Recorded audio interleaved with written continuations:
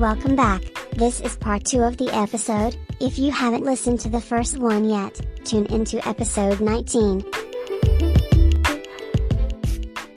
Now to my next question, which would be, what do you think about the whole idea of hustle culture which has set in recent times? Because everyone wants to move forward, there is a race for producing more, and which also leads to burnout. So what would you say about dealing with that? I personally, in one line, can tell you I do not believe in hustle culture at all.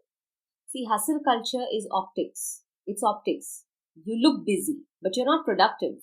You're busier. Is it? Yes. Because you're constantly doing something or the other. Now, as a human being, your mind does not compartmentalize and switch on and switch off so fast until and unless you're trained. Like I am. I can switch on and I can switch off. But that happens with time, experience, and profession, maybe, right? Everyone's not into that. So you're not able to switch on and switch off. So what you're doing is you're piling up. You've hustled from one place to another, but you have carried on what you have left at the other place. You've hustled, you've moved into something, you will do the job. That's not my problem. That's not what I'm talking about. You will do what you need to do. But you're not even taking a pause to experience what you are doing. There's no mindfulness about hustling. And hustling is not new, let me tell you. This word hustle is pretty old. I used to love a lot of hip-hop songs back in the day, and everything was on hustling culture. Except we didn't call it hustling culture, and we enjoyed listening to those kind of songs, whether it be like a Tupac or... Wow, that's great. Yeah, so hustling is not new. It's something that is used very often in some cultures, the word by itself. But being a hustler, first and foremost, are you hustling for the right things? That's important. Hustling does not mean that you constantly have to be on the move. Then what happens is, we get so subconsciously wired to be doing something constantly dovish that at times when you don't need to do anything, when you need to rest, when you need to take a pause, you won't. You'll feel guilty. So not only does it lead to burnouts, it also leads to productivity guilt. And that is the issue with hustling culture. Like, you're not in one place completely. You're not in your now. You're not present. You're not mindful. You're just doing what needs to be done. And then one fine day, you turn 60 and you realize, what the hell was I doing? Like, what happened? Where did life go by? So you have to at least experience the journey while you're on it. Otherwise, what's the point?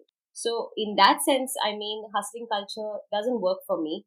There was a time, and maybe there's an age for you to, when you have the energy, do as much as you can, be as productive as you can, be as efficient as you can. Work hard, work smart, do whatever is needed of you, like go above and beyond. But don't be busy people, be business people. That was a great saying. Don't be busy, be business people. Right? Busy people, I'm busy for this, I'm busy, I have to go there. So when you're talking to a hustler, to be honest, you'll always hear about what they're supposed to do next. Yeah, I'm not interested. I'm not interested in what you're doing next. That's your life, that's your choice. Do what you can, do what you need to. Okay? But do it mindfully. Enjoy the process at least. Itna hustle karke jana kidhar hai mujhe ye to bata do. Where are you going to go with all of that? So take it a little easy in the sense, do things that make you productive, not busy. Remember that. And everything you do on a daily basis need not have to be productive. Sometimes doing nothing is great, and that's cool too. So it really is up to you. Just don't think that by being a hustler, you suddenly become successful, famous, rich, or glorified. That's not happening. And even if it does, it's very temporary. I've watched people do that, and I have seen them fall as well. And I would just advise that you go slow, go steady, be consistent, steadfast in whatever you're doing, but enjoy it. Enjoy whatever journeys you're on. That is true. And Burnout. what if you have actually bought into this whole idea of hustle culture and then you have experienced a burnout? How do you wake up from that? So burnout essentially is now identified by WHO as a medical condition. Okay, because 90% people, employees, have faced severe burnout at work. Burnout is also one of the reasons for the great resignation that has recently taken place all over the world, specifically in the US. So a lot of people have gone through burnout. Now what burnout essentially does is it is prolonged stress. You're stressed about something, but when that stress continues to grow, it becomes chronic. All right. When it becomes chronic, it leads to a burnout. When you have a burnout, you become very negative. You become cynical towards people. Efficiency reduces. You start isolating yourself from people. You do not have the energy to do anything, even work for that matter. You just don't have the energy in you. You will not take the initiative or show interest in any happy or stimulating activity in your life, and you simply become a person who's just negative and cynical, like there's nothing good for you. And this is prolonged stress that becomes burnout, and unfortunately most people just dismiss it. They dismiss it saying that theek hai, it's okay, everybody goes through it. But this is not about what everybody goes through, this is about how you come out of it. So like you asked me, burnout requires you to disconnect. It requires you to disconnect completely. There are a lot of companies who have now taken the initiative of understanding burnout, and employees do take the liberty of messaging or mailing their bosses and saying that, hey, I think I'm experiencing a burnout, I need a 3-day break. So they don't have to give excuses like somebody is dying and somebody's in the hospital. We all know how that goes. Exactly. And eventually you run out of relatives. Exactly. I mean, some people just kill the same relative again and again and again, and then they have to find another one. So that happens too. But the deal is, see, that itself leads to a burnout because you have to think up and cook up excuses of going away from work. Now you're putting yourself through a lie, you're living a lie for a few days. And so now this is the kind of culture that needs to be changed, and it's happening. It'll take some time, but it is like you need to just tell somebody that, hey, I'm not up to mark, I want to just take a break. Burnouts can be dealt with, one, by compartmentalizing your work, better time management. You have to manage your time better. You have to know that this is my cutoff time from work. Iske baad, no more work. Whatever it is, however pressing. Of course, there will be situations where that's a contingency that you have to deal with. You will have to deal with pressing matters, but it shouldn't become your daily routine, right? Because then everybody takes advantage of you. So, you have to have a proper time management or a nice system in place for your daily routine, which should include little meditation, a little exercise or a run. It should include a grounding exercise. By that I mean, like place your feet on the ground, walk barefoot, feel the soil. That's grounding. That just makes you simply be. And that is what people need when they have to regroup themselves. Taking a spa or a massage really helps. Listening to soothing music, meditating, spending time with your loved ones, and disconnecting. So just completely disconnect for a day or two. Know that you're undergoing a burnout and you need to disconnect. Do it. Okay, let people around you also know that at this point in time, I'm completely exhausted and I do not have the energy for anything. Then there'll be people who will understand your situation and they can help you with it, right? But acknowledge it. If you are going through a burnout, see, that's the thing. No, when you're a hustler, then you go through a burnout and you think that's exactly what you're supposed to go through to be strong and famous and, like successful in your life. But that's exactly what you're not supposed to go through. Burnouts happen because you didn't enjoy the journey, you didn't take pauses, you didn't calm yourself down, you didn't rest on the way. You need to do that. Yes, rest is underrated, I believe. Oh, totally. Totally. I love rest. We all do. Okay, allegedly, another one of the accusations which is heard at this generation is that they are not so good with taking criticism. Hmm. And criticism can also be constructive. So, how do you think the Gen Z students should take criticism, and how should we draw that line so as to which criticism is really constructive? Yeah, this is interesting. I'll tell you what. I think I'll sort of disagree with you a little bit here. I think the previous generation was worst with criticism. The difference between the previous generation and this generation is that this generation is more opinionated about criticism. They question you back.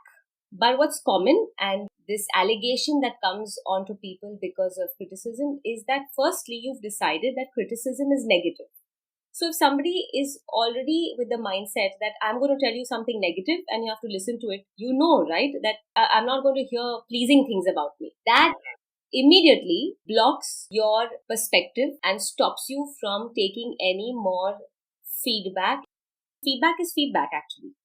There's no negative or positive. Deal is, one, you must make sure that even if people have not learned better and they will tell you that this is negative about you, first and foremost, the biggest mistake made is we take things very personally, Gavish. You don't have to take things personally. This is not about you. This is about something you're doing.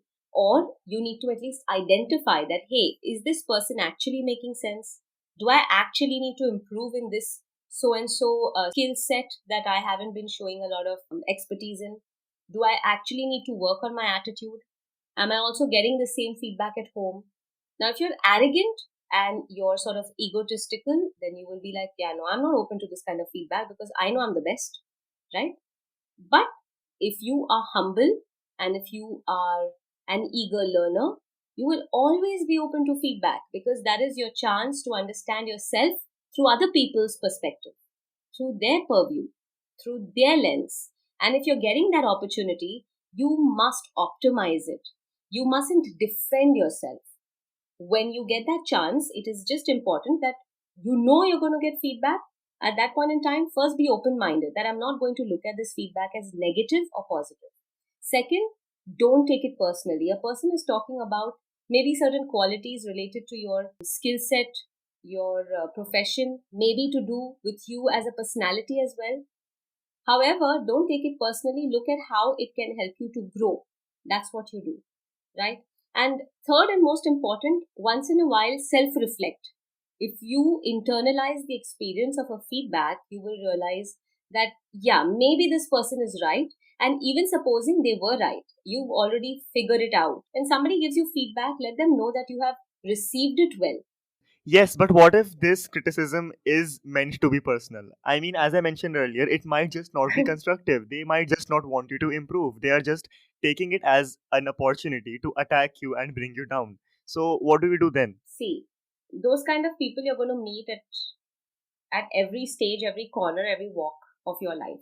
And what you do with such people is, in my opinion, ignore naysayers. You do exactly the opposite of what they're saying. If you know this is a personal attack, first and foremost, do not show defense. Do not indulge these people. These kind of people like you to indulge. If you have felt bad, then they are feeling good, right? Yes. They're taking sadistic pleasure out of it. They know they've hit you at the right spot, and that is exactly what their aim was, and they've accomplished it. So basically, they win. Okay. So when you have people passing personal remarks, making you feel bad, putting you down, be condescending with you, those kind of people just need to be ignored. You know what? You laugh at them. You feel sorry for them. That's what you do. You don't feel sorry for yourself and start doubting yourself because of them. You feel sorry for them because they don't know better. As simple as that. Trust me, when you do that, you change the way you see an entire scenario. And when you change the way you see the scenario, everything around it changes. Okay, great. And now I would like for you to give me 5 strengths of the 21st century students, followed by 5 shortcomings. Wow. That is so specific. I'm going to try. All right. 5 strengths. I'd say curiosity, mind of their own, well connected. I think they are well informed. They have a lot of resources, like I mentioned earlier. So they have knowledge. And I think they have somewhat cracked a code of wanting to live a good life, wanting to make money, wanting to live a good life, and wanting to have their own time as well. Now, like I said earlier, these were this or that moments, choices. You struggle or you have to work really hard and then, you don't work smart. So I like the combination of hard work and smart work that I see in these students today. Okay, great. And how about the shortcomings or something that they lack as compared to the previous generations? Yes, they lack tolerance. They lack tolerance. They have zero tolerance, which is not good. They lack tolerance and patience, I'd say. Both aren't the same. But yes, be intolerant to injustice or wrongdoings or unethical things, yes. But being intolerant to other people just because they're not like you, that is not the way to go. I see a lack of emotional intelligence in today's generation, as in they're more disconnected or detached. So, like I said, that there's constant network around them. So they have a strong network, but at the same time, they're not very open themselves. So they're a little guarded once in a while. Okay. I think they are easily dissatisfied. I was talking to one of my clients' daughters and she was getting a job, internship. And I said, that's nice. And, where is your internship and this and that? And she gave me her whole thing. And the first thing she said to me, Gavish, was, but I'm not taking it up. I said, why? She said, they're only paying me 20,000 bucks. I said, that's an internship salary you're getting for an internship? She said, yeah. Or maybe she was just flexing. Yeah, she was. Maybe she was flexing, but she didn't take it up eventually. So the point is you're dissatisfied. You want too much too soon. You have to work hard for it. That's why you have to also be patient. When I say patient, I don't mean sit and wait for things to happen for you. But if you're growing a tree and you are planting a seed, you have to wait for the seed to grow. You have to nourish it. You have to water it. You have to give it sunlight and soil and whatever it needs. But you have to also wait for it to grow. You cannot expect overnight results. And I see that kind of impatience in the generation today, because of which then they start hustling and then they have productivity guilt. So yeah, that's one thing that I really feel they can do away with. It'll be nice for them. There is a massive surge of self-doubt in today's generation because everybody is sitting behind their phone screens. And that is, I think, a big issue because you are now so, like I said, consumed by other people's lives and you feel like you're not living that life. That makes you dissatisfied. It creates a lot of self-doubt and you hide yourself away behind that screen. You may put up trending reels and you may put up TikToks and you may put up fun stuff, but who you really are is something you need to acknowledge. I think self-doubt needs to be dealt with. And lastly, I'd say that they can be very judgmental. I mean, I know that everyone around has a lot of amazing hashtags going on, discussions of being non-judgmental, you do you, and all of those things that happen around us. I see all that. But the fact is that when I'm sitting and having a conversation with one or two of them, I realize they're actually very judgmental themselves. So it's one thing to say something, it's another thing to feel it. So I think it's important for the newer generation to not be judgmental. Forget fearing judgment. Just don't be judgmental. You automatically won't fear being judged also. Great. So practicing what you preach is actually going to be helpful. True. Always is. It always helps. Always does. Response segment. Okay, so as a part of the next segment, I had put up a story on my Instagram to pull in questions to be answered by you. But I think we have covered almost everything. But what remains to be answered is this one question from a responder who chooses to stay anonymous.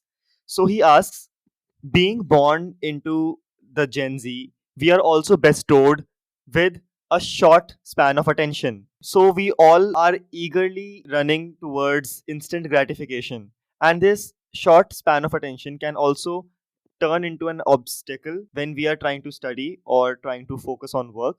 So, how would you advise him to deal with that? How does one expand this span of attention, which is very minute? This is true. Short span of attention, and right now the memory muscle has reduced further because of this constant stimulus overflow around us. So you don't even really pay attention to half the things you're doing anymore. So he's right about it. What he can do and what anybody can do when you have an attention and focus issue, first and foremost, let me tell you that the opposite of distraction literally is traction. Traction, that is focus. Distraction ka opposite is not focus, it is traction. Deal is that you have to increase the traction, productivity, or being able to grasp the ability to pay attention. The attention is, don't focus on the amount of time you can spend, focus on how well you can grasp in a certain period of time.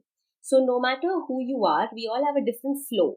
Okay. I may pay good attention. Let's say I can sleep better at night. You may be able to study better early morning. You know how we all have our cycle. We prefer certain hours of the day for study, for important things, really, really charged and fired up at that point and that hour of the day. So it's important to identify those little slots in the day that you have where you think you can give the maximum amount of attention to something, where you are most productive. It may not be through the day, it will be in blocks. Second thing that you need to remember is 20 minutes is the maximum human attention span on average, where you can grasp properly and really, really, really absorb information, 20 minutes is a good amount of time of information absorption. So what you need to do is you create 30-minute blocks for yourself. 30 minutes without your phone, laptop, or switch off your Wi-Fi or whatever. If you're studying with a book or you have your notes on your laptop already, then please put away all the other tabs on your. It's very easy to get distracted by things around us. Okay, and distraction is caused by what? It's caused by you seeing something, listening to something. So if your mom is giving you some last minute chores to do and you finally sat down to study, you're distracted. Okay, you're kind of reading something, one of your chapters, and you see a notification of Instagram, you're distracted. So when you see something, you listen to something, you see movement, you start getting distracted. Visual audio distractions are the highest forms. So you need to disconnect yourself for 30-minute blocks. That is how you actually bring your focus back completely. Disconnect from distractions. Make a list of the things that distract you, and for 30-minute blocks, when you are studying, when you're paying attention, make sure that you stay away from those distractions. See how that goes. I'm pretty sure it helps because it has helped a lot of my students. In that sense, I tell them to do 30-minute blocks, take 10-minute breaks and go back to it. So 10 minutes may you do scrolling, chilling, whatever, go back to studying like that. So that should help you. Thank you for that Moral of the episode. answer. And to sum it all up very briefly, what will be, in your own last words on this podcast, be the moral of the episode? Moral of the episode. Wow. You asked some very interesting questions, Gavish. I wasn't prepared, but Surprise! surprised totally. Firstly, I'll tell you one learning that I have had over a period of time, that I absolutely love students today. I love them. They're amazing. Contradictory to what people say, contradictory to the way people perceive and present students of today's generation. I love them. I love them for their openness, their mind, their understanding, their skills, their abilities. And I just want to lastly sum this up maybe by saying that the moral of this episode would be that no matter which generation you belong to, your life is still your life, your choices are still your choices, and you have to make them happen for you. So whether you have technology or not, whether you have parents or not, whether you can make your own choices or not, you've got to stand up for yourself, and you've got to have big dreams, and you've got to make them happen. That was great. Now, to wrap it up, thank you so much, Zarina, not only for recording this episode, but for everything. Your involvement has been there from deciding the title to deciding the poster and whatnot. Thank you for being my mentor and making this podcast happen. Gavish, I can't tell you, like I said initially when I started this. So the moral of the story for this particular episode for me is just pride. Pride in my mentee, pride in a young boy who has so much knowledge and is so driven to share it. And I've seen your journey as a podcaster. You are fantastic. You're going to go places in everything you do in life, because I don't see people your age with that much determination and discipline. And you have both. So as you grow up the ladder, always remain humble and don't forget me. Of course not. But I am super proud of you. Super proud, super happy. And what a fantastic journey you've had through your entire podcasting experience.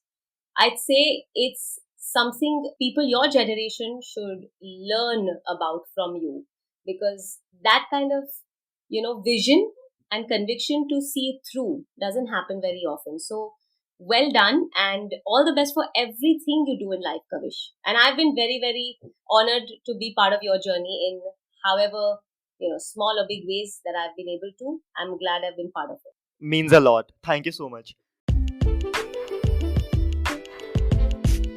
Supplementary segment.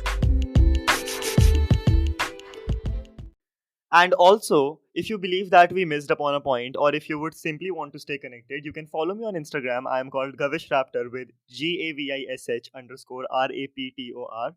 Zarina, how can the listeners reach out to you? Listeners can reach out to me on Instagram at Zarina Poonawala, and on LinkedIn or wherever at Zarina Poonawala only. And you can listen to my podcast. It's called The Life Manifesto, with Zarina Poonawala. It's available on the IVM network, it's on Spotify, and wherever you listen to your podcast. So if you listen to Gavish, then I'm just plugging myself in here. You can listen to me as well. Okay, I think that can serve as a part of our supplementary segment wherein we give something back to our listeners to remember this episode by. And what better than the podcast of our guest for today? And also, whilst we no more have the Skeptical Student Show episodes, you can definitely tune into the Life Manifesto. I'll link the podcast in the episode description. Thank you, Gavish. Thank you so much, everyone, for tuning in today. And share and spread the word if you found this or any of the episodes to be relatable. We'll not have any more episodes, so no point in asking for you to come back. But why are you not doing another season? Do another season, no? Oh god, I'm not sure. I mean, haven't decided on that. No, you're good with this. I think you should continue. I told you I'll help you if you need, so figure it out. Okay, then I'll definitely think about it. That's still under consideration. But for now, I am taking a break. So no more episodes. But if you haven't listened to any of our other episodes, I mean, by the time this one comes out, there'll be like 19 of them sitting at back. So you can definitely tune into those. Thank you so much for tuning in and sayonara. You were listening to the Skeptical Student Show by Gavish Raptor, created as a part of Podcast Lab by India Film Project in association with Anchor by Spotify.